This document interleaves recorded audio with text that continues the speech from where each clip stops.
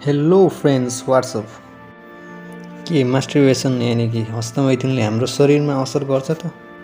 यदि तपाईँले 2-3 महिनामा 1-2 चोटि गर्नुहुन्छ भने खासै फरक पर्दैन। तर तपाईँले दिनमा 2-3 या 4-5 चोटि मास्टरबेसन गर्नुहुन्छ भने बडा हरामी हो बेटा। यानि कि रेगुलर एभ्रिडे गर्नुहुन्छ, तपाईँलाई यसको लत नै लागेको छ भने चाहिँ यसले असर गर्छ। हाल त खासै फरक नपर्ला, लङ टर्ममा यसले भयानक असर देखा पर्छ। यसले के कस्ता असर पर्छन् त भन्ने प्रश्न तपाईँको मनमा लागेको होला। भिडियोलाई स्किप नगरिकन पुरा भिडियो हेरेर जानु होला, किनभने यसले तपाईँको लाइफमा चेन्जेस ल्याउन सक्छ। साइड इफेक्ट नम्बर 1, लो टेस्टोस्टेरोन। सबै खेल टेस्टोस्टेरोनकै हो।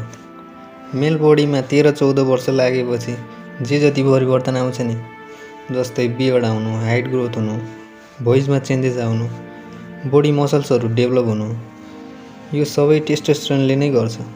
यदि हामीले दैनिक रूपमा हस्तमैथुन गर्छौँ भने टेस्टोस्टेरोन लेभल लो हुन्छ। टेस्टोस्टेरोन लेभल लो भइसकेपछि बडी ग्रोथमा असर त परिहाल्छ। Side effect number 2, face skin problem. अनुहारमा अधिक पिम्पलहरू आउनु, फेसको ग्लो हराउँदै जानु, अनुहार पुरै मुर्झाएको फुल जस्तो हुनु, आँखाको छेउछाउमा डार्क सर्कलहरू आउनु। Side effect number 3, hair problems. यसले हेयरमा पनि प्रब्लम आउँछ। कपाल ग्रोथमा पनि टेस्टोस्टेरोनको हात हुन्छ। अधिक मास्टरबेसनले टेस्टोस्टेरोन लेभल लो गराउँछ भनेर मैले अगाडि भनिसकेको छु।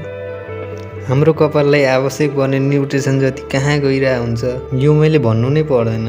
अनि कपाललाई चाहिने न्युट्रिसन जति बाथरुममा गइसकेपछि कपाल टुक्रिने, कपाल झर्ने, कपाल पातलो पातलो अनि पातलो हुने नै भयो।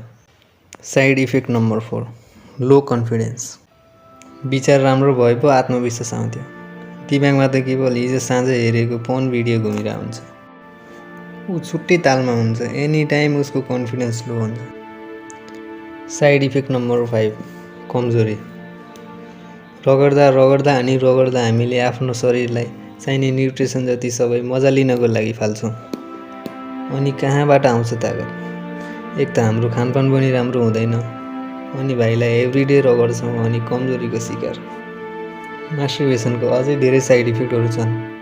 ती सबै साइड इफेक्टहरू भन्न थाल्यो भने भिडियो 1 घन्टाको नै हुन्छ। यति धेरै नोक्सान हुँदाहुँदै किन गर्ने त? यस्तै खालको भिडियोहरू हेर्नको लागि यो च्यानललाई लाइक, सब्सक्राइब गरिदिनुहोस्।